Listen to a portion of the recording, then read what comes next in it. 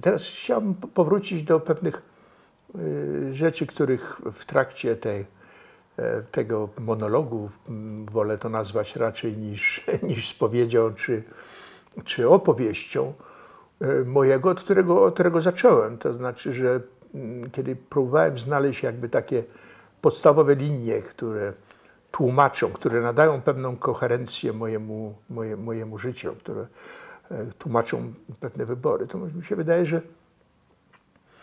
że to są dwa takie podstawowe napięcia, które określały moje życie, moje wybory. Jeden to jest niewątpliwie między tą moją stroną żydowską a polską. Te napięcia, powiedzmy z tym żydowstwem, to związane jest pewna świadomość i sytuacja pewnego wykorzenienia, tułaczka z tym jest związana, rozproszenie. I tu można powiedzieć, jak przedtem mówiłem, że historycznie pokazywałem, jak prawie każde pokolenie żyło w innym kraju, w sferze innego języka, innej kultury, jak i w ramach tego samego pokolenia, czy to dotyczy mojego, czy też pokolenia dzieci, prawda? To był jeden wymiar i drugi wymiar mojej takiej silnej identyfikacji, to był wymiar polski najsilniejszy. To znaczy, można powiedzieć, że byłem